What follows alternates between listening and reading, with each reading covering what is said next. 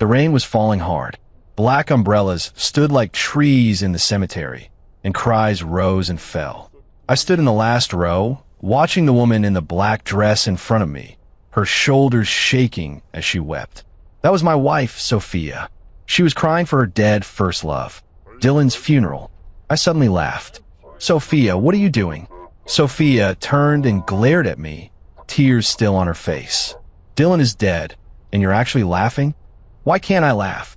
I closed the umbrella and let the rain hit my face. "He's dead. I'm happy." Everyone in the room looked at me. Dylan's parents, George and Linda, Sophia's close friend Mia, and those so-called friends. Their expressions were like they were looking at a madman. "Are you crazy?" Sophia rushed over, trying to cover my mouth. "Do you know what you're saying?" I pushed her away easily. After 5 years of marriage, I already knew how light she was. I'm perfectly clear-headed. I looked at the coffin, my voice loud. "Dylan, you're finally dead." Sophia was stunned. She had never seen me like this. Gentle me, considerate me, the me who indulged her in everything. Do you want to know why I laughed? I looked around. "Let me tell you." "Ethan, don't talk nonsense." Sophia panicked and tried to pull me away. I shrugged off her hand. 5 years ago, when Dylan was chasing my wife, do you know what he did? The rain got heavier, but no one left. Everyone was waiting for me to continue. He sent Sophia a message on an overseas messaging app the day before our wedding. I took out my phone and pulled up a screenshot. He said he had a terminal illness and only 3 months to live. Sophia's face went instantly pale. He said he would kill himself if Sophia didn't see him one last time. I continued. So my wife softened and went to see him. Do you know what happened next? The room fell silent. Only the rain could be heard. They spent the night in a hotel. My voice was calm. My newlywed wife, on the day before our wedding, spent the night in a hotel with her first love. Sophia collapsed to the floor. "Ethan, it's not like that." She cried. "Listen to my explanation." "Explain what?" I walked up to her and crouched down. "Explain why you lied to me about going to Mia's. Explain why your eyes were swollen when you came back. Explain why you refused to sleep with me that night." She couldn't speak. Plus these 5 years. I stood up, looking at everyone present. "Do you really think Dylan had a terminal illness?" Everyone looked at one another. Dylan's parents looked grim. He was perfectly fine right up until yesterday. I laughed even louder. In 5 years with that lie, what did he get from my wife? Guess. Sophia covered her face and cried even harder. Money. I held up one finger. $5 million. Affection. I held up a second finger. Meeting twice a month. Body. I held up my third finger. I don't need to spell this out, do I? Dylan's mother Linda stood up and pointed at me, shouting, "You're talking nonsense. My son isn't that kind of person." Is he not? I took a USB drive out of my pocket. Want to see the hotel surveillance footage of your son and my wife? Everyone in the room sucked in a sharp breath. Sophia's eyes widened. When did you? Yesterday. I held the USB drive up high. The day before he had the accident, I got this evidence. Ethan, don't do anything rash. Sophia reached for the USB drive. I took a step back. Do you want to see? I asked everyone present. Want to see how this so-called good man, this deceased who made you cry like this, destroyed my marriage? No one answered, but no one left either. I originally planned to wait until after the funeral to say this. I put away the USB drive, but seeing you cry for him, I couldn't help myself. Someone like that, if they're dead, then they're dead. I opened my umbrella again. Worth celebrating. I turned to leave. Sophia got up, clung to my leg. Ethan, can we go home? Let's go home and talk slowly. Home? I looked down at her. Are you sure you still have a home? She was stunned. I've already prepared the divorce papers, I said. They're in the car. No, I won't agree to a divorce. She held on tighter. Ethan, we have a child. We can't get divorced. I smiled. This was the second time I laughed today. A child? My voice was quiet, but everyone present could hear. You mean that 5-year-old? Sophia's crying stopped. Do you want me to tell everyone who that child is? She let go of my hand. I walked toward the parking lot without looking back. Louder crying came from behind. Not just Sophia, but Dylan's parents as well. They must have understood something. The rain kept falling. I got into the car and lit a cigarette. My phone rang. It was my assistant, Leo Martinez. "Mr. Ethan, everything has been arranged. Mrs. Taylor over there. Proceed as planned." I took a drag of my cigarette. It's time she learned the truth. Yes. I hung up the phone and looked at the chaotic funeral scene in the rearview mirror. 5 years. Finally, it was time to close the net. I will never forget that night 5 years ago. The day before the wedding. I was setting up the bridal suite at the hotel, and Sophia said she was going to her best friend's place for one last get-together. "Tomorrow is our big day." She hugged me and kissed my cheek. "Ethan, thank you for marrying me." At that moment, I felt like the happiest man in the world. We dated for 3 years, I proposed successfully, and we were about to get married. Sophia was my college classmate, the campus beauty, suitors queued from the dormitory building all the way to the cafeteria. But she chose me. "Go ahead, come back early." I stroke her head. "You have to get up early tomorrow to do your makeup." She left, and I continued busy arranging the room. Red roses, candles, champagne, imagining that tomorrow night we would spend our wedding night here. But she didn't come back that night. Her phone couldn't be reached. I found her best friend, Mia. Mia said she hadn't gone at all. "Sophia didn't come to my place tonight." Mia was puzzled. "Wasn't she supposed to be with you?" I didn't sleep that night. Not until 6 o'clock the next morning did Sophia come back. Her eyes were red and swollen, her clothes a bit wrinkled, and her hair messy. "Where did you go?" I asked her. "Mia's house." She didn't dare look me in the eye. We talked too late, so I stayed there. I knew she was lying, but I didn't call her out. Today was our wedding. I didn't want to fight. "Go take a shower and do your makeup." I said, "The makeup artist will be here any minute." She nodded and went into the bathroom. I quietly checked her phone and found that message from a foreign messaging app. Sender, Dylan. Content. Sophia, the doctor says I only have 3 months left. Come see me one last time, please. Otherwise, I really will die with my eyes open. The timestamp on that message was 7 o'clock last night. I kept scrolling up and found they'd been in contact the whole time. Since half a year ago, Dylan was Sophia's first love. They dated for 2 years in college and broke up when he went abroad to study. I thought they would never cross paths again. Unexpectedly, he returned to the country and reconnected with Sophia. I saved a screenshot of the message and deleted the chat history. Then I acted as if nothing had happened and waited for her to come out of the shower. The wedding was a great success. There were more than 300 guests. It was a grand occasion. When we exchanged rings on stage, Sophia cried. I thought she was just too happy. Now that I think about it, she was probably crying for Dylan. On our wedding night, she refused me. "Ethan, I'm too tired today." She lay with her back to me. "Can we do it tomorrow?" I didn't force her, but left a bad taste in my mouth. In the days that followed, I began to investigate quietly. I discovered that Sophia met with Dylan every month. Sometimes it's the Blue Ridge Cafe, sometimes the Metro Cinema, sometimes the Hilton Hotel.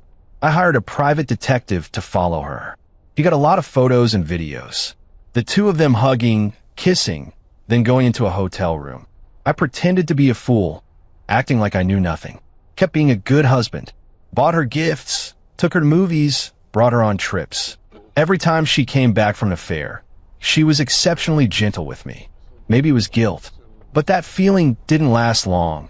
She would soon go to see Dylan again. A year later, she became pregnant. I was happy, thinking it was our child. Sophia was acting very strangely. Sometimes happy, sometimes anxious. "Ethan, what if this child doesn't look like you?" She suddenly asked me one day. "It doesn't matter if he doesn't look like me," I said with a smile. "Maybe he'll look like you." "Then what if it's neither like you nor like me?" That sentence made me suspicious. I secretly had a paternity test done. The results showed the child was not mine. At that moment, I felt as if the sky had fallen. But I still didn't say anything. After the child was born, he was named Tom. I love him like my own son and took care of him. Sophia thought I didn't know anything. She continued to keep a relationship with Dylan. She even gave most of the allowance I gave her to Dylan. She said it was to help him pay for medical treatment. I finally understood Dylan's scheme. He didn't have a terminal illness at all. It was just a con. A con designed to hijack Sophia's emotions. And my wife had been completely toyed with by him. I began to formulate a plan of revenge. If they loved each other so much, then I would make it come true for them. Complete it fully. I spent 3 years secretly investigating everything about Dylan. His company Parker Enterprises, his friends, his family, his weaknesses. I began to make my moves. First, I invested in his company and became his partner. He was smart, but still too inexperienced in business. I spent a year driving his company into heavy debt. Then I pulled my funds out at the decisive moment. His company went bankrupt. To pay off the debts, he started asking Sophia for money. From the initial $100,000 to the later $1 million. Sophia even secretly sold the jewelry I had given her to help him. But she didn't know I'd put trackers on all that jewelry. I knew her every move. Yesterday, I finally closed the net. Dylan asked Sophia for money again. This time he wanted $5 million. He said he needed it for surgery, otherwise he would really die. Sophia panicked. She couldn't come up with that much money. So she came up with a plan to steal money from my company, Johnson Corp. She thought she was being very covert, but I'd actually been waiting for this day. The moment she made the transfer, my trap was fully sprung. After Dylan got the money, he drove to the bank to deposit it. There was a car accident on the way. Dead. Of course, it wasn't an accident. I hired someone. Now, the game has only just begun. 3 days after Dylan died, I returned home. Sophia sat in the living room, her eyes swollen and red, clearly having cried for a long time. Tom, sleeping in her arms, the 5-year-old slept very peacefully. Ethan, let's talk. She looked up at me, her voice a little hoarse. About what? I sat on the sofa, keeping my distance from her. About Dylan. She took a deep breath. Some of what you said is true, but not all of it. Oh, I leaned against the back of the sofa. Then tell me, which parts are fake?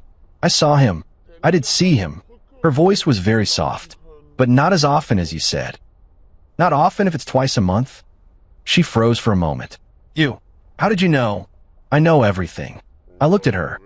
Sophia, 5 years. Do you think I don't know anything? She lowered her head, not daring to look at me. I know the first time you met was at Blue Ridge Cafe. I began to enumerate. March 15th, 2019, 2 in the afternoon. I know the second time you met was at Metro Cinema. I continued. You watched The Avengers and you cried. I also know where you two went to a hotel for the first time. I stood up and walked to the window. Hilton Hotel, 8th floor, room 808. Sophia shivered. Ethan, did you have someone follow me? Not follow. I turned to look at her. Protect. I was afraid something might happen to my wife. Then why didn't you just ask me? She hugged Tom tightly. If you had asked me sooner, things wouldn't have turned out like this. Ask you? I laughed. Ask you what? Ask you why you cheated? Ask you why you lied to me? Ask you why you spent my money to support another man? She couldn't say a word. Or ask you why you gave birth to a child that's not mine? That sentence was like a bomb, blowing her face pale. You, what are you saying? She held Tom tightly. Tom is your son. DNA doesn't lie. I took a report out of my pocket and tossed it onto the coffee table. You can look. Sophia trembled as she opened the report. It clearly stated, test results show Ethan Johnson and Tom are not biologically related. She collapsed onto the sofa. Impossible, this can't be. She muttered, Tom, it was clearly yours. Sophia, you know it in your heart. I walked over and looked at the child in her arms. This child has never looked like me since he was little. Do you think I really couldn't tell? Tom, he did indeed look like Dylan. The eyes, the nose, the mouth, all so similar. I raised him for 5 years, looking at that face every day. What it felt like in my heart, only I know. But I love him. I stroked the child's hair. He is innocent. Ethan, Sophia began to cry. I'm sorry. Does saying sorry help? I sat down again. Sophia, do you know how I've lived these 5 years? She shook her head. Every morning when I wake up and see your face, what comes to mind are images of you with other men. My voice was very calm, but my heart was bleeding. Every night when I hold you to sleep, what I feel is your longing for another man. Every day I give you money, and all I can think is that you'll give that money to Dylan. I looked at her. Every day, I play with Tom, and all I can think is that I'm raising someone else's child. Do you know what that feels like? I asked her. It's like eating shit every day while having to pretend it's delicious. Sophia cried even harder. I don't know. I really didn't know you knew about this. She said haltingly, if I had known you knew, I wouldn't have. Wouldn't have what? I interrupted her. Wouldn't have kept lying to me? Wouldn't have kept seeing him? Wouldn't have kept spending my money? She couldn't say a word, because we both knew she would. Ethan, I really thought Dylan was going to die. She finally spoke, her voice very small. He said the doctor told him he only had 3 months. I couldn't just stand by and do nothing. 3 months. I sneered. Sophia, he lied to you for 5 years. This terminal illness lasted 5 years. Don't you find that strange? She was stunned. Or are you just unwilling to expose this lie? I stood up. Because then you'd have an excuse to keep being with him? No. She hurriedly shook her head. I really thought he was going to die. And now? I asked her, he's really dead. Are you satisfied? Sophia held the child, crying like a child. I never wanted him dead. Just what? I just can't let him go. She finally spoke the truth. Ethan, I know I've wronged you, but I really can't let him go. Those words killed me. Completely killed me. Fine. I walked toward the door. If you can't let him go, then let's get a divorce. No. She chased after them holding the child. Ethan, let's not get a divorce. I will never contact him again. He's dead. I will never. Too late. I didn't even turn my head. Sophia, the game's over. I stepped out of the house, got into my car, and drove away. In the rearview mirror, I saw her standing at the doorway holding the child, crying her heart out. But my heart was already dead. It had been dead since the night before that wedding 5 years ago. Now, I only want revenge. Complete revenge. Let her know what pain is, what despair means. Just like these 5 years of mine. I didn't go back to the office. I drove straight out to a villa in the suburbs. This is what I bought 3 years ago. Sophia doesn't know. I pushed the door open, and Assistant Leo was already waiting for me. Mr. Ethan, all the documents are ready. He handed me a folder. I opened it and glanced through. Inside were Dylan's detailed records from the past 5 years, including his bank statements, call logs, even every video of his meetings with Sophia. Well done. I closed the folder. How's Sophia? She should have noticed the irregularity in the company account by now, Leo said. Per your instructions, the finance department will notify her this afternoon. I nodded. Sophia is our company's chief financial officer. She embezzled $5 million from the company to help Dylan raise funds. This is embezzlement of public funds, enough to put her in prison for several years. Also about Dylan's parents. Leo continued reporting. Let them know the truth. I interrupted him. Tell them everything about Dylan and Sophia's relationship, about that child. Leo nodded and left. I sit alone in the villa and light a cigarette. I think back to the first time I met Sophia. It was 6 years ago at a club event on the university campus. She wore a white dress and smiled so sweetly, like an angel. I was immediately drawn to her. It took me half a year of pursuing her before she agreed to be my girlfriend. We dated for 3 years. I thought we would be together forever. I never expected that someone else had always occupied her heart. The phone rang. It was Sophia calling. I didn't take it. She called again, and I still didn't pick up. After she called more than a dozen times in a row, I finally answered. Ethan, the company's money. I can explain. Her voice was frantic. Explain what? My voice was cold. Explain why you embezzled public funds. I just borrowed it. I'll pay it back. She said through tears. Borrow? I sneered. Sophia, embezzling $5 million is a crime. Ethan, please help me. I really will pay it back. She pleaded. Why should I help you? I asked her. Help you keep lying to me? Help you keep betraying me? She couldn't say a word. The police will be looking for you soon, I said. Think carefully about how you'll explain it. I hung up, then put her number on my block list. For the next few days, I did nothing and just waited for news in the villa. Leo kept updating me on the progress. Sophia was sued by the company, and the case had already been handed over to the procuratorate. After learning the truth, Dylan's parents wanted to fight Sophia for Tom as custody. Sophia's parents rushed in from their hometown, and after learning the whole situation, they were so angry they were hospitalized. Her world was collapsing bit by bit. On the 5th day, Leo brought me an unexpected piece of news. "Mr. Ethan, Mrs. Taylor would like to see you." "Where?" "Detention center." I went. Through the glass, I saw a haggard Sophia. In just a few days, she looked 10 years older. "Ethan, thank you for coming to see me." She picked up the phone, her voice very weak. "I came to hear your explanation." I also picked up the phone. "Explain what you've been doing these past 5 years." She lowered her head and was silent for a long time. "I know I wronged you." She finally spoke. "But things aren't what you think." "What are they then?" "I did have a relationship with Dylan." She looked up at me, tears in her eyes. "But the person I love is you." I didn't respond. "When Dylan first returned to the country, he did contact me," she continued. "He said he regretted it, regretted going abroad, regretted losing me. And then I turned him down." Her voice was steady. "I told him I was already married, that I had my own family.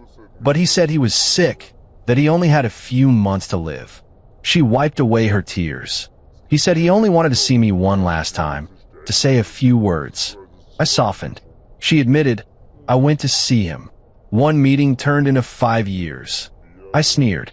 "No." She hurriedly shook her head. "After the first meeting, I told him clearly that we couldn't get back together. But his illness kept getting worse. It was continually deteriorating."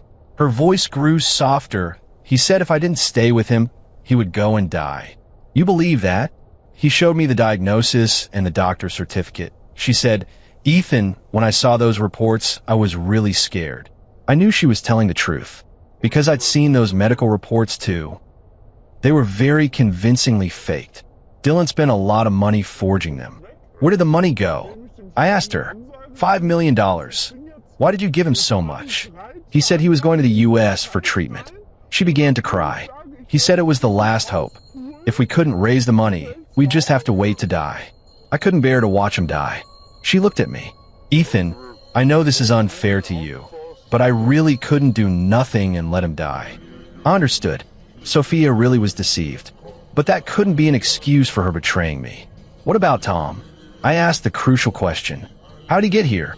Sophia's face went pale instantly. She opened her mouth, unable to speak. "Speak." I looked at her. "Tell me, how did that child come to be?" She closed her eyes, and tears streamed down. "It was an accident." She finally spoke, her voice as small as a mosquito. "Dylan said he was dying and wanted a child to remain in the world. I refused him, but..." She paused for a long time. "But he forced me." I was stunned. "What?" "He forced me." She repeated, "That night, I went to see him, and he drugged my drink. When I woke up, it was already too late." She cried harder. "Ethan, I really never expected to be pregnant. When I found out I was pregnant, it was already 3 months along." She looked at me. "I wanted to get an abortion, but then I thought it might be yours." I understood. At the time, she wasn't sure whose child it was, so she took a gamble. It turned out she lost the gamble. "Why didn't you tell me?" I asked her. "I was afraid you wouldn't want me anymore." She cried. "Ethan, I'm really scared of losing you." Those words softened me for a moment, but I hardened again quickly. "So you chose to keep lying to me," I said, "making me think that was my child." She nodded. "Made me the sucker for 5 years." She nodded again. "Sophia, do you think I'll forgive you?" I stood up, ready to leave. "Ethan, wait." She tapped the glass. "I know I was wrong, but Tom is innocent. He needs his father." I stopped walking. "His father is already dead," I said without turning back. "Go to Dylan's parents." I walked out of the detention center with mixed feelings. Sophia was indeed deceived, but that didn't change anything. Betrayal is betrayal. Deception is deception. No matter the reason, it doesn't change that fact. My revenge has only just begun. After leaving the detention center, I didn't go straight back to the villa. Instead, I went to the cemetery. There were still fresh flowers at Dylan's grave. They were probably from his parents. I stood in front of the tombstone and lit a cigarette. "Dylan, You didn't expect this day, did you? I said to the tombstone. 5 years of lies are finally going to pay the price. The wind was strong, rustling the leaves. Do you know? The night you died, I was right behind you. I took a drag of my cigarette. Watching your car crash into the guardrail, I felt no remorse at all. In 5 years, you ruined my marriage, destroyed my family, and left me to raise your child. My voice grew colder. This debt needs to be paid. My phone rang. It was Leo calling. Mr. Ethan, Dylan's parents want to see you. Where? They said it's important and they have something to tell you. I stubbed out my cigarette and drove to Dylan's parents' house. It was a house in an old residential complex, simply decorated. Dylan's father, George, opened the door. A man in his 60s with hair already turning white. Mr. Ethan, please come in. His tone was very respectful. In the living room, Dylan's mother, Linda, sat on the sofa, her eyes swollen and red, clearly having cried. What can I do for you two? I sat down opposite. George and Linda exchanged a glance. Then George spoke. Mr. Ethan, regarding my son and your wife, we want to apologize. Apologize? I raised an eyebrow. What? We know the truth, Linda said through tears. We know what Dylan has been doing these years. She took a cardboard box from under the coffee table and handed it to me. These are things Dylan left behind. We found them while tidying up. I opened the box. Inside were some photos, videotapes, and a few diaries. I skimmed through them carelessly, my expression growing increasingly ugly. This is all material Dylan secretly filmed of Sophia. The photos were taken from various angles, including of her at home, at the office, and even while she was bathing. The videotapes are worse, recording every meeting between her and Dylan. The diary detailed Dylan's plans. Find a best doctor and forge the most convincing medical report. Sophia is too kind. She'll definitely soften. The first time worked, she really came to see me. I showed her the fake diagnosis. She cried so sadly. Today, another $100,000 is due. Sophia said this is her pocket money and told me to get well. Sophia is pregnant. The child is mine. But she thinks it might be Ethan's, which is even better. I can keep using that. Ethan is such a fool, actually raising someone else's child as his own for 5 years. Seeing these, my hands were trembling, not because of anger, but because of disgust. This piece of scum doesn't have an ounce of humanity. Mr. Ethan, we truly didn't know Dylan did these things. George's voice trembled. If we had known, we would never have let him do this. We're willing to compensate, Linda said. We'll sell the house and give you all the money. I looked at the two elders, my feelings complicated. They really were innocent. The house doesn't need to be sold. I pushed the cardboard box back, but I have one condition. Please tell me. Tom, I won't take care of him anymore. I looked at them. He's your grandson. You raise him yourselves. The two old people looked at each other. But we're old, Linda said awkwardly. Then send him to the nursing home. I stood up. In any case, don't expect me to do it. Wait, Mr. Ethan. George called after me. We can raise Tom, but we hope you'll withdraw the lawsuit against Sophia. What? After all, she's Tom's mother, Linda said. If she goes to prison, Tom will be devastated. I sneered. Your son deceived her for 5 years, caused her to embezzle funds, and now you expect me to let her off? Mr. Ethan, we know this request is excessive. George knelt down. But please, for Tom's sake, give her a chance. Linda knelt down as well. Two elderly people in their 60s were kneeling in front of me. I softened. Get up, I sighed. I can withdraw the lawsuit, but on one condition. The two elders hurriedly stood up. What condition? First, Tom, change your surname to Parker, and from now on you have nothing to do with me. They nodded. Second, Sophia must divorce me and leave with nothing. They nodded again. Third, I'm taking these documents as evidence. All right. I picked up the cardboard box, preparing to leave. Mr. Ethan, George called after me again. There's one more thing. What? Dylan's death. Was it really an accident? I stopped and turned to look at him. What do you think? George's expression changed. You mean? I didn't say anything. I opened the door, but if I were you, I'd keep your mouth a lot tighter. I left their house feeling much lighter. At least, the truth was finally out. Sophia was indeed a victim, but she was also an accomplice. Dylan was the mastermind, but he had already paid the price. Now, it was time to deal with the aftermath. I took out my phone and called my lawyer, Noah Harris. Prepare the divorce papers, according to the terms I mentioned before. All right, Mr. Ethan. And drop the charges against Sophia. Understood.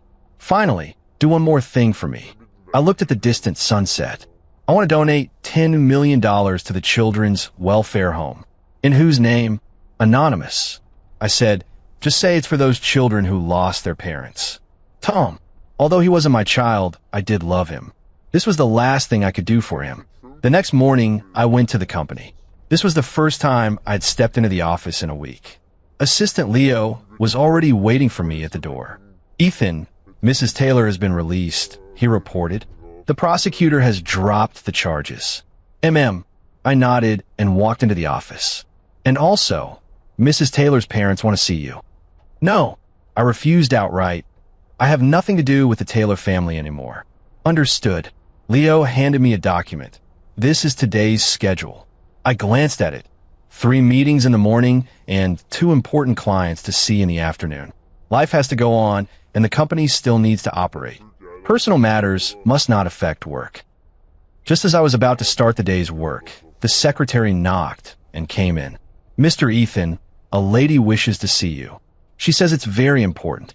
Ooh, she said her surname is Chloe, called Chloe Bennett. She was Mrs. Taylor's college classmate. I thought for a moment. I did have a vague impression. Chloe was Sophia's close friend and had attended our wedding. Let her in. Chloe walked into the office. She was a woman of about 30, very pretty and with a nice demeanor. Mr. Ethan, sorry to bother you. She sat opposite me. I'm here about Sophia. She sent you. No, I came on my own. Chloe shook her head. Sophia doesn't know I'm here to see you. Then what do you want to say? I leaned against the back of the chair. Plead for her. Not to plead. Chloe's gaze was steady. I'm here to tell you the truth. The truth. I was intrigued. What truth? About Sophia and Dylan. She took a deep breath. She was indeed deceived, but not entirely. I raised an eyebrow to signal her to continue. When Dylan first returned to the country, he did contact Sophia, Chloe said, but Sophia's reaction was different from what she told you. How was it different? She was very happy. Chloe looked me directly in the eyes. Mr. Ethan, Sophia has never forgotten Dylan. Those words were like a knife, driven straight into my heart. When she first started dating you, she often mentioned Dylan to me. Chloe continued. She said she wished he hadn't gone abroad, said she'd actually been waiting for him to come back. Then why did she marry me? My voice was a little tight. Because she thought Dylan would never return. Chloe sighed. She needed a man to give her a sense of security, and you were the best choice. So, I was a substitute from the very beginning? You could put it that way. Chloe nodded. But later she really did fall in love with you. Fall in love with me. I sneered. Fall in love with me and still betray me? Mr. Ethan, a woman's heart is complicated. Chloe said, Sophia can love 2 men at the same time, but in different ways. She loves you because you gave her a stable life and a warm family. She loves Dylan because of the beauty of first love, the memories of youth. I understood. In Sophia's heart, I am reality. Dylan is the dream. That child, I asked. It really was an accident, Chloe said, but Sophia truly didn't know whose child it was at the time. You mean, she was with both of us at the same time? Yes. Chloe nodded. During that period, she often came to me in tears, saying she didn't know what to do. My heart went completely cold. Not just a betrayal, but a double betrayal. Why did she do this? I asked. Because she couldn't bear to let go. Chloe said, she couldn't give up the sense of security you gave her, nor her feelings for Dylan. So she chose to have both. Yes, she was selfish, Chloe admitted, but Mr. Ethan, she did love you. Love me. I stood up and walked to the window. Is this how she loved me? She's full of regret now. Chloe also stood. It was only after Dylan died that she realized what she'd lost. Mr. Ethan, can you give her a chance? I turned and looked at her. What opportunity? A chance to start over, Chloe said. Sophia is willing to do anything to make amends. Anything? Yes, anything. I was silent for a long time. Finally, I returned to my seat. Tell Sophia I'm giving her a chance, I said, but not to start over, to finish properly. What do you mean? Meet at the law firm tomorrow at 3 in the afternoon. I looked at Chloe, signed the divorce papers. If she cooperates, I can give her a sum of money, I continued, enough for her and the child to live on. If she doesn't cooperate, my voice turned cold. Then we'll see each other in court. Chloe's expression changed. Mr. Ethan, are you really unwilling to forgive her? Betrayal is betrayal. I looked out the window. No matter the reason, it doesn't change that fact. Besides, I don't love her anymore. I turned to Chloe. From the moment I learned the truth, I stopped loving her. Chloe wanted to say something, but in the end, she said nothing. She picked up her bag, ready to leave. When she reached the door, she glanced back at me. Mr. Ethan, you are truly heartless. Heartless? I laughed. Compared to her, I'm still far from it.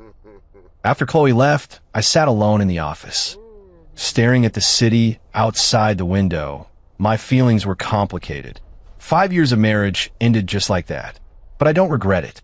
Some things, once they've happened, can never be treated as if they never did. Betrayal is betrayal. Deception is deception. No matter the reason, it can't change that fact. The next afternoon, I arrived at the law firm on time. Sophia was already waiting for me in the conference room. She was wearing a black suit, wearing light makeup, but it still couldn't hide her haggardness. Ethan, she saw me and tried to stand up. Seat. I sat across from her. Let's get this over with quickly. Lawyer Noah placed the divorce agreement on the table. You two can first take a look at the terms. Sophia picked up the agreement and grew paler the more she read. Ethan, this is too much. She looked up at me. You want me to leave with nothing? Too much. I sneered coldly. Compared to what you did, this is nothing. But we bought the house together and the car too. Her voice trembled a little. That money was mine. I cut her off. Have you forgotten? In these 5 years of marriage, did you work? She couldn't say a word. Indeed, after we married, she quit her job and stayed at home. I covered all the expenses. Ethan, I can walk away with nothing but Tom. She looked at me, tears filling her eyes. You can't abandon Tom. Tom is not my child. My voice was very cold. His father is already dead. His grandparents will take care of him. But he's been calling you Dad for 5 years. Sophia began to cry. He treats you like his real father. That sentence did sting me. Tom, he really clings to me. Every day when I get home, he wants me to hold him, and before bed, I have to tell him stories. But so what? That's not my fault. I looked at her. It was your deception that caused this. Now the one who has to bear the consequences is you, not me. Sophia collapsed into the chair, cried her heart out. Ethan, I know I wronged you, but Tom is innocent. He truly is innocent. I conceded, but I am innocent too. Why should I be responsible for someone else's child for the rest of my life? I asked her, can you answer me? She couldn't answer. If you think this agreement is unfair, we can go to court.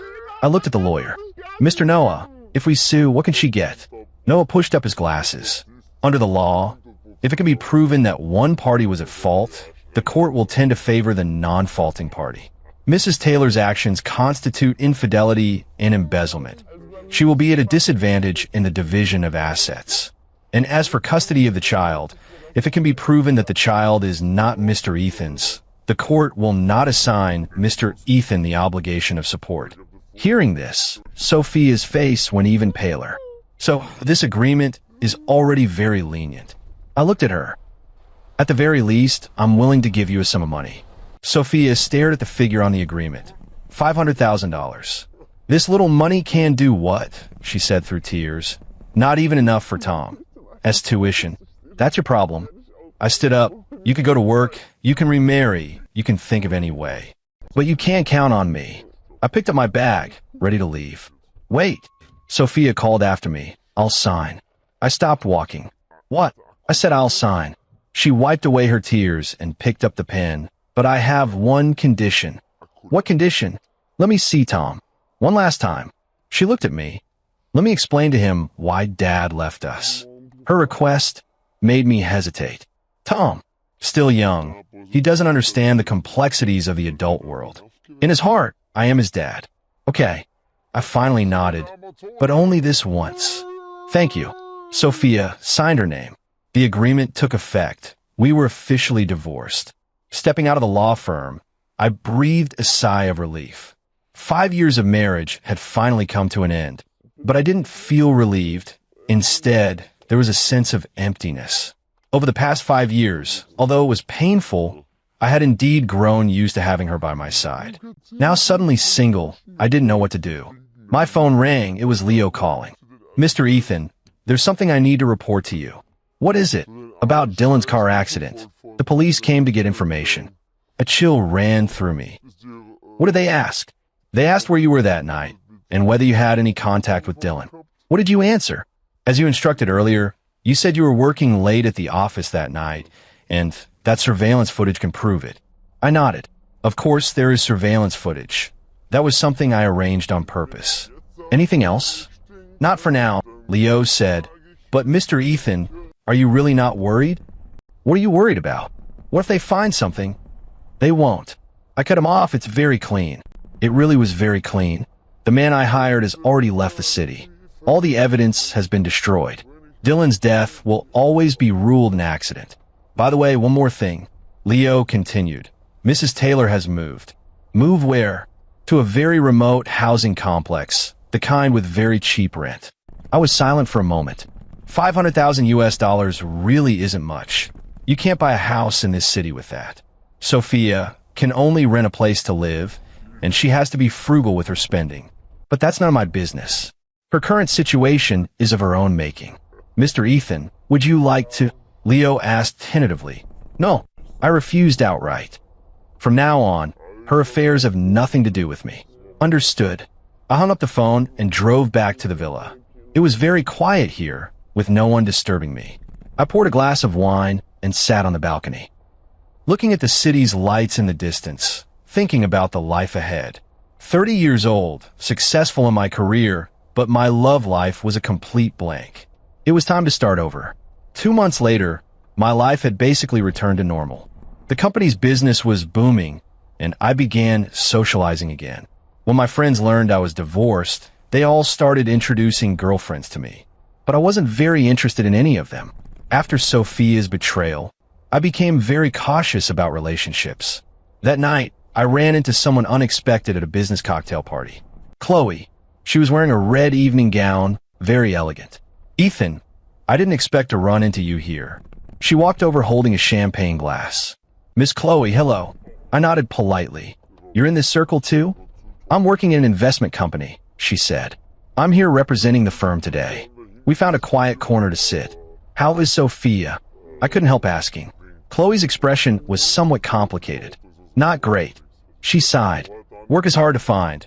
Rent is expensive. Life is tough. What about Tom? He's in a regular public school. Chloe said, Sophia works 10+ hours a day and rarely has time to be with him. Hearing this, I felt a little uncomfortable. Although we were already divorced, 5 years of feelings aren't something you can just forget. Mr. Ethan, do you really not care about them at all? Chloe asked. Why should I care? I retorted. Their lives have nothing to do with me. But Tom, still call you Dad. Chloe said, he often asks Mom why Dad doesn't come home. That sentence was like a thorn, stabbing into my heart. I picked up my wine glass and drained it in one gulp. That's her problem, I said. She should tell the child the truth. How can a 5-year-old child understand these things? Chloe looked at me. Mr. Ethan, are you really that heartless? Heartless? I sneered. Compared to her, I'm still far from it. Chloe wanted to say something, but I stopped her. Miss Chloe, let's change the subject. I looked at her. How about talking about work? For the rest of the time, we talked about work.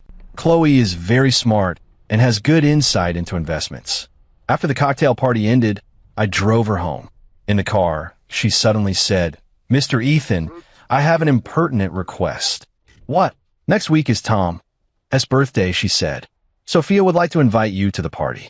I hit the brakes and pulled the car to the side of the road. Are you kidding me? I looked at her.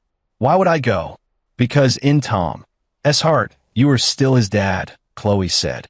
This might be the last time you see each other. Last time. Sophia plans to take Tom and leave this city, Chloe explained. Go south to find work and start over. I fell silent. My reason told me to refuse, but emotionally I felt somewhat reluctant. Tom really isn't my child, but we've lived together for 5 years. Watching him grow from a few-month-old baby into the sensible little boy he is now. Where is it? I finally asked. Where they're living now. Chloe said, a simple birthday party, just a few of us. I'll think about it. Okay. Chloe glanced back at me before getting out of the car. Mr. Ethan, some things, once missed, really have no second chance. She left, and I sat alone in the car. I thought of Tom. The first time he called me Dad, I remembered his excitement when he learned to walk, and how every night he needed me to tell him a story to fall asleep. These memories are real. Whether or not he is my biological son, these feelings are real. I took out my phone and flipped to Sophia's number. After hesitating for a long time, I still didn't dial. The next day, I had Leo look into Sophia's current situation. The outcome was even worse than I had imagined. She worked as an accountant at a small company with a monthly salary of only $4,000. After rent and living expenses were deducted, there was almost nothing left. Tom's tuition was paid in installments, and she still has to pay off debts. Although the embezzlement charge was dropped, the company still demands compensation from her. $5 million at her current income. It will take 20 years to repay. Seeing these documents, I felt very conflicted. We were married for 5 years. Can I really remain unmoved knowing she's now living so hard? But when I think of her betrayal, I harden my heart again. This is the retribution she deserves. When Tom's birthday came, I still decided to go. Not for Sophia, but for the child who had called me Dad for 5 years. I bought a very expensive toy and drove to the place where they now live. It was a very old residential complex. There wasn't even an elevator. They lived on the 5th floor. I was a bit out of breath climbing up. When I knocked, I heard Tom's voice from inside. Mom, is Dad back? The door opened, and Sophia appeared in the doorway. She'd lost a lot of weight. Her face was very pale, but there was surprise in her eyes. Ethan, you really came. I ignored her and walked straight into the house. Tom saw me and ran over excitedly. Dad! He threw himself into my arms. I missed you so much. At that moment, my heart softened. Tom's birthday party was very simple. Besides me, Sophia, and Chloe, there were a few other children. The house was small, the living room only a dozen or so square meters, but it was decorated very cozily. Colorful streamers, a birthday hat, and a small birthday cake. Dad, look at my birthday cake. Tom pulled my hand and pointed at the cake on the table. It was a very ordinary cake, bought from the supermarket, with a candle shaped like the number 5 stuck in it. Very pretty. I ruffled his hair. Happy birthday, Tom. Thank you, Dad. He jumped up happily. Are you going to move back and live with us? The question brought the whole room to a hush. Sophia looked at me anxiously, and Chloe also stopped what she was doing. I crouched down and met Tom's gaze. Tom, Mom and Dad are going to live apart. I tried to say it in terms he could understand, but Dad still loves you. Why do you have to live apart? He blinked his big eyes and asked, Is it because I'm not good? No. I picked him up, Tom. You're very good. This isn't your fault. Then why? He still didn't understand. I looked at Sophia. Her eyes were red, but she didn't speak. Because Mom and Dad can't be together anymore, I said, but Dad will always love Tom. When will you come back? He hugged my neck tightly. I'll miss you. That line nearly made me cry. Dad is very busy with work and can't come back often. I struggled to control my emotions, but Dad will miss you. Tom nodded as if he understood, though not quite. For the rest of the time, I played games with him and told him stories, just like before. He was very happy, clinging to me and not letting me go. After the other children left, only the 3 of us adults and Tom remained in the room. Tom, go play in a room for a while, Sophia said. The adults need to talk. Tom unwillingly went to the room. Silence fell over the living room. Ethan, thank you for coming. Sophia spoke first. Tom, very glad. You're welcome. I said, this is the last time. I know. She nodded. We're leaving next week. Where to? Shenzhen City, she said. There's a friend over there who can help me find a job. What about Tom's school? Find a new school. Sophia's voice trembled a little. Start a new life. I looked at this shabby house, feeling very conflicted. 5 years ago, we lived in a 200-square-meter house. Now, she can only live in a place like this. Is the money enough? I asked. Yes, she said, but I knew she was lying. Moving out of Shenzhen, finding a house, finding a school, all of that takes money. And now she is almost penniless. Chloe said you have to pay back a debt. She lowered her head. $20,000 a month for 20 years. Why not file for bankruptcy? I don't want to shirk responsibility, she said. If I did something wrong, I should bear the consequences. That sentence gave me a slightly new understanding of her. At the very least, she still had a basic sense of responsibility. Ethan, can I ask you for one thing? She looked at me. What? If one day Tom asks about you, could you not say that he isn't your child? This request surprised me. Why? I want him to remember a father who loves him. Her tears flowed. Not a child who was abandoned. I was silent for a long time. I'll think about it. Thank you. Chloe had been silent. She spoke up at this moment. Mr. Ethan, there's one more thing I need to tell you. What? Regarding Dylan's car accident. The police have closed the case, she said. They determined it was an accident. I breathed a sigh of relief inside, but showed nothing on the outside. What does this have to do with me? It doesn't. Chloe said, I just thought you should know. It was getting late. I was getting ready to leave. Tom, reluctant to let me go, kept clinging to my legs. Dad, will you come again tomorrow? He asked. Dad is very busy with work. I crouched down and hugged him one last time. Tom, listen to your mother. Study hard. I will. He nodded. Dad, I love you. I love you too. After saying that, I quickly walked out of the room.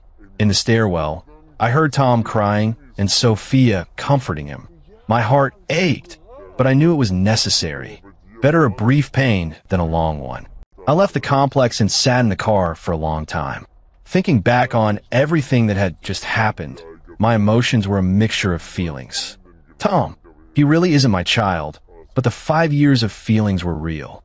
Sophia did betray me, but her current pain is real too. Life is just that complicated. There's no absolute right or wrong.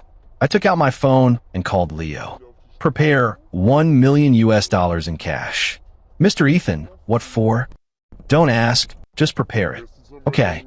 The next day, I had Leo deliver the money to Sophia. A note was attached. For Tom, his education fund, don't refuse. This was the last thing I could do for them. From then on, we would have nothing more to do with each other. 3 months later, I received an unexpected phone call. It was Chloe who called. Mr. Ethan, there's something I think you should know. Her voice was a bit urgent. What is it? I was in a meeting and a little impatient. Sophia had an accident. My heart tightened. What happened? She was injured at the factory and is now in the hospital. Is it serious? Her arm is broken, and she has a concussion. Chloe said she needs to be hospitalized. I was silent for a moment. Tom? Where? With him at the hospital. Her voice was a little choked.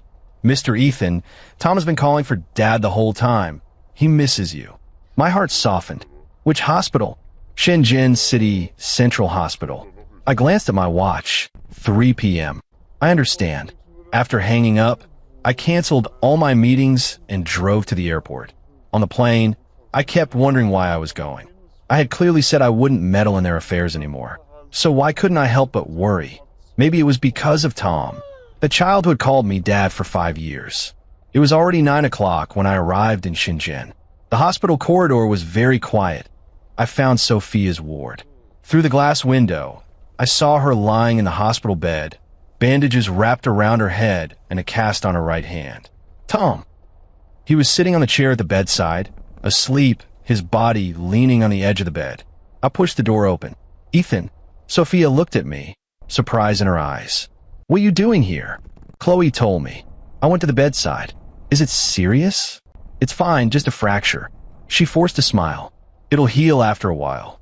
Tom heard the voices and woke up. He rubbed his eyes when he saw me, then cried out happily. Dad! He jumped down from the chair and flung himself into my arms. "Dad, you finally came." He hugged me tightly. "I've missed you so much." "I missed you too." I held him, feeling very warm inside. "My mom is hurt. I'm very scared," he said, "but now Dad is here. I'm not afraid anymore." That sentence made my nose sting. "Tom, very brave." I patted his head. "Taking care of Mom has been hard." "Not hard." He shook his head. "Dad, are you going to take us home?" Sophia and I exchanged a glance, both not knowing how to answer. "Tom, Dad will take you to eat first," I said. "Mom needs to rest." "Okay." I took Tom to the hospital cafeteria and bought him the foods he likes. "Dad, when are we going back?" he asked as he ate. "Go back where?" "Back to our old house," he said. "I miss that big house and my toys." A pain stabbed my heart. "Tom, that house isn't ours anymore." I said, "We can't go back." "What?" He didn't understand. Because Mom and Dad separated." I tried to explain it as simply as possible, like Xiaoming's parents. Xiaoming is his classmate. His parents are divorced. "Then who will I be with?" he asked. "With Mom." I said, "Mom will take care of you." "What about Dad?" His eyes were red. "Does Dad not want me anymore?" This question left me at a loss for how to answer. "Dad will always love Tom." I held him, "But Dad can't live with you anymore." "Why can't I?" he cried. "I want both Mom and Dad to be here." Watching him cry, my heart broke. How can a 5-year-old understand the complexities of the adult world? In his mind, I am his father, Sophia is his mother, and we should be a family. "Tom, don't cry." I wiped away his tears. "Daddy will come see you often from now on." Really? Really? I wasn't even sure I could keep that promise to myself. Back in the ward, Sophia was already awake. "Tom, come here." She called her son to the bedside. "Mom has something to tell Dad." Tom obediently sat in the chair. "Ethan, thank you for coming." Sophia looked at me. "But you don't need to stay." "I know. I'm serious." Her gaze was steady. "We're divorced now. You have no obligation to take care of us." "I know I'm not obligated." I said, "But Tom needs me. He will slowly forget you." Sophia said, "Time will make him accept reality." "Are you sure?" I looked at her. A 5-year-old child. Forget 5 years of affection? She fell silent. "Also, you've seen how he is now?" I continued. "If I leave now, what will he think?" Sophia lowered her head and didn't answer. "Let me stay for a few days," I said. "Wait until you're feeling better." She wanted to refuse, but seeing Tom's expectant look, she finally nodded. For the next few days, I came to the hospital every day. I stayed with Tom during the day and took care of Sophia at night. Just like before, like a family. But we all knew this was only temporary. Sophia's wounds gradually improved, and Tom also became much more cheerful. On the 5th day, the doctor said she could be discharged. "Ethan, thank you for taking care of me these past few days," Sophia said while handling the discharge paperwork. "But we need to return to reality." "I know," I said, "but I'd like to make a suggestion." "What suggestion?" "Move back." I looked at her. "Back to our city." "What?" She was surprised. "Shenzhen is too unfamiliar for you all," I said, "and Tom doesn't have any friends here either. But there are too many memories there." She said, "Memories are just memories," I said, "no matter where. What needs to be faced must be faced." She thought for a long time and finally nodded. "All right, let's go back." While waiting at the airport, Tom asked me, "Dad, after we go back, can we still live together?" I glanced at Sophia. She shook her head. "No." I crouched down and looked at him seriously. "But Dad will come see you often." "How often?" "Every weekend." I promised. "If you miss Dad, you can call him anytime." "Really?" His eyes lit up. "Really?" This time I meant what I said. After returning to our city, I rented a better house for Sophia and Tom. Every weekend, I went to see Tom. I played with him, told him stories, and took him to the amusement park. Like divorced parents, we take turns caring for the child. Although he isn't my biological son, 5 years of feelings can't be severed on a whim. I love this child, that's a fact. As for Sophia, our relationship is complicated. No longer husband and wife, but not strangers either. More like partners cooperating for the sake of the child. Sometimes watching her take care of Tom. I recall the good times we once had. But those memories of betrayal keep me from trusting her again. Maybe this is enough. Not every story needs a perfect ending. Some wounds need time to heal. Some relationships need to be redefined. And we are all learning to find our own place in this new relationship.